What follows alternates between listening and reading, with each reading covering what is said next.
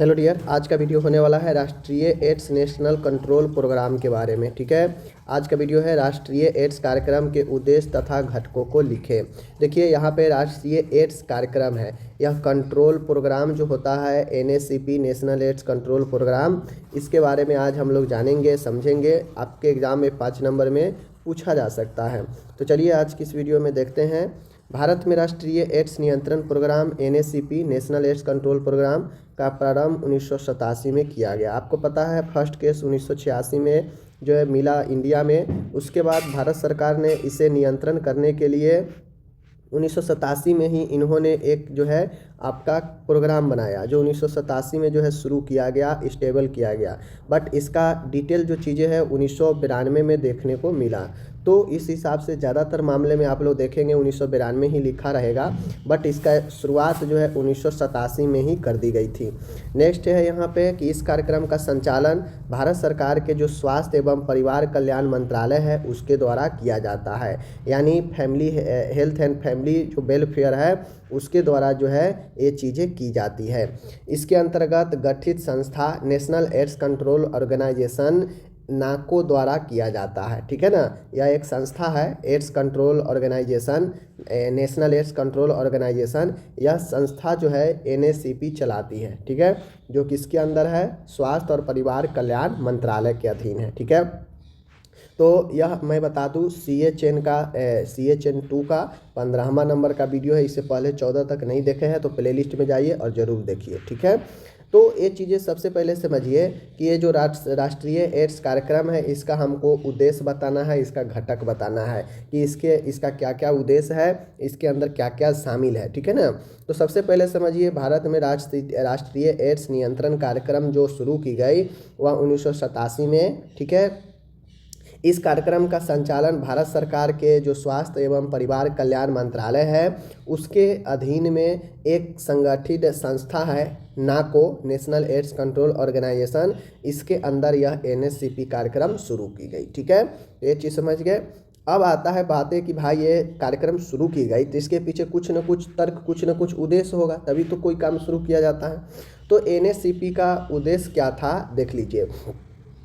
HIV के प्रसार को रोकथाम करना। अब एड्स जो होता है HIV वायरस के कारण होता है, तो सबसे पहले इसका उद्देश्य था कि HIV का जो फैलने का प्रसार है उससे जो है रोकथाम किया जाए, रोका जाए। ठीक है, आगे इसमें ये कहा गया कि HIV संक्रमित जनित मृत्यु में कमी लाना। इस प्रोग्राम का यही उद्देश्य था कि अगर किसी को HIV हो जाता है संक्रमण, तो वैसे व्यक्तियों में मृत्यु जो हो रहा है उस मृत्यु में कमी लाना। ओके, आगे जो कह रहा है इस प्रोग्राम का उद्देश्य में कि HIV एड्स के कारण उत्पन्न सामाजिक दुष्प्रभावों में कमी लाना, और HIV एड्स के कारण जो समाज में कठिनाइयाँ उत्पन्न हो रही है, जो दुष्प्रभाव उत्पन्न हो रहा है उसमें कमी लाना, ये जो है इस प्रोग्राम के अंतर्गत उद्देश्य रखा गया। तो ये कुछ उद्देश्य है कि भाई HIV के प्रसार को कम किया जाए, HIV संक्रमित व्यक्तियों को मृत्यु दर में कमी लाया जाए, HIV एड्स से समाज में दुष्प्रभावों को कमी लाया जाए। ठीक है, इसका उद्देश्य ये भी था कि लोगों में जो है एड्स के प्रति जो है स्वास्थ्य शिक्षा जानकारियाँ देना। तो इसमें बहुत सारे उद्देश्य हो सकता है कार्यक्रम का, तो जितना उद्देश्य आप अच्छे अच्छे उद्देश्य लिखेंगे सब चलेगा। ठीक है ना, जैसे एड्स के प्रति व्यक्तियों में जागरूकता अभियान चलाना। ठीक है ना, समुदाय में जागरूकता लाना व्यक्तियों को। ठीक है ना, इसका उद्देश्य था कि जो संक्रमण है वो जो है व्यक्तियों पर जो है ज़्यादा से ज़्यादा प्रभाव अपना ना दिखा सके। ठीक है ना, तो ये सब चीज़ें हैं। इसका घटक क्या है, घटक देखिए NACP के क्या घटक है, नेशनल एड्स कंट्रोल प्रोग्राम का घटक कंपोनेंट क्या क्या है। ठीक है, तो NACP के घटक में क्या क्या शामिल है, तो राष्ट्रीय एड्स नियंत्रण कार्यक्रम के तहत उपरोक्त लक्ष्यों की पूर्ति हेतु जो है कुछ स्ट्रेटजी का पालन किया जाता है। तो इसके घटक क्या क्या है चलिए हम आपको दिखाते हैं। पहला घटक यही है NACP के घटक में जो ऊपर आप लोग जो लक्ष्य देखे हैं ना उसको पूरा करने के लिए कुछ रणनीति का पालन किया जाता है या रणनीति बनाया गया है। तो उसी के घटक में क्या क्या है कि पूरे देश में अनेक सर्वे केंद्रों, सर्विलांस सेंटर की स्थापना करना। मतलब कि पूरे इस कार्यक्रम के अंतर्गत यह घटक है कि पूरे देश में सर्विलांस सेंटर की स्थापना करना, हाई रिस्क समूह की पहचान कर स्क्रीनिंग टेस्ट करवाना फ्री में, ठीक है। अब जो उच्च जोखिम वाले समूह के व्यक्ति हैं जिनको HIV से पीड़ित अगर आसपास कोई है तो वैसे समूहों को पहचान कर स्क्रीनिंग करवाना, ठीक है, ताकि इससे पता चल जाएगा तो अन्य व्यक्तियों में नहीं होगा। ओके ना। आगे इसमें ये कह रहा है कि HIV डिटेक्ट हुए केसेज के प्रबंध हेतु दिशा निर्देश देना। इसके कंपोनेंट घटक में भी है कि जो भी HIV से डिटेक्ट हुआ है, मिला हुआ मरीज है, उसको मैनेजमेंट हेतु कुछ डायरेक्शन देना, ठीक है। आगे रहता है यहाँ पे कि रक्त बैंक, डायलिसिस यूनिट इत्यादि की स्थापना, प्रोसीजर हेतु दिशा निर्देश देना, क्योंकि आपको पता है कि अगर किसी को ब्लड अगर चढ़ा देंगे संक्रमित ब्लड तो वो भी पीड़ित हो जाएगा। तो इसलिए जो रक्त बैंक है, जो डायलिसिस यूनिट है, इसके स्थापना और इसके विधि प्रोसीजर हेतु दिशा निर्देश भी जारी करना इस प्रोग्राम का जो है घटक है एक। आगे है यहाँ पे देख लीजिए, मास मीडिया मतलब बड़े मीडिया लेवल पर रेडियो, टीवी, सिनेमा के माध्यम से जन समूहों को HIV के बारे में जागरूक शिक्षित करना, ठीक है ना। तो इसका घटक में ये भी है कि लोगों के बीच में कैसे ज़्यादा से ज़्यादा जन समूहों में इसका जो है प्रचार प्रसार किया जाए, तो उसके लिए टीवी, रेडियो, सिनेमा के माध्यम से HIV के बारे में जागरूक करना, शिक्षित करना, ये इसका घटक है।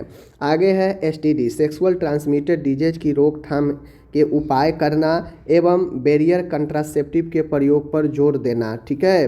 तो जो भी है इसके घटक में ये भी शामिल है कि STD यानी सेक्सुअल ट्रांसमिटेड डिजीज की रोकथाम का उपाय करना और जो बैरियर कंट्रासेप्टिव होता है, निरोध के बारे में लोगों में जो है प्रचार प्रसार करना। आगे और भी लिख सकते हैं इसके कंपोनेंट में कि फ्री में जो है बैरियर मेथड उपलब्ध कराना, जैसे कंडोम फ्री में वितरित करना कपल में, ठीक है। उसके बाद स्क्रीनिंग, फ्री में स्क्रीनिंग करना, जो डिटेक्ट जो लगे शक के दायरे में आए मरीज, उसको फ्री में स्क्रीनिंग करना, ठीक है। उससे जो है काउंसलिंग करना, ये सारे चीज़ जो है होता है, केस को खोज कर लाना और उसका जो है सारा दिशा निर्देश जारी करना। तो ये सारे कंपोनेंट जो है इसके अंदर आता है, ठीक है। तो ये सारे चीज़ आप खुद से भी लिख सकते हैं। आप थर्ड ईयर में चल गए तो मैं आपको बेसिक चीज़ें यहाँ पे बता दिया, तो बाकी चीज़ें आप खुद से भी कर सकते हैं, और भी जो है पॉइंट इसमें आप खुद से भी लिख सकते हो, ठीक है, कोई दिक्कत नहीं है।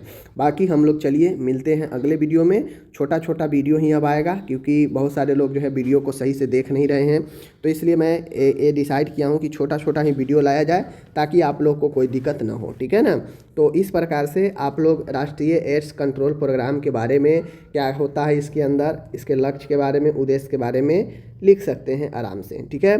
तो चलिए हम लोग जो है यहाँ पे अब देखिए, राष्ट्रीय एड्स कार्यक्रम है, तो ये कार्यक्रम का क्या उद्देश्य है कि एड्स से पीड़ित मरीजों को सहायता करना, फ्री में स्क्रीनिंग करना, ठीक है, समुदाय में लोगों को जागरूक करना, ठीक है ना, स्वास्थ्य शिक्षा देना बड़े पैमाने पर, ठीक है। उसके बाद जो है इसका जो है उपचार चलाना, अगर किसी कोई डिटेक्टेड मरीज मिल रहा है एड्स का तो उसको जो है सहायता करना, ठीक है ना, फ्री में लोगों के बीच में कंडोम का वितरण करना। तो ये सारे चीज़ आप लिख सकते हैं, ठीक है ना, ये मैं आपको बता दिया हूँ। ओके, बाकी चलिए मिलते हैं अगले वीडियो में, अपना ख्याल रखिएगा, धन्यवाद।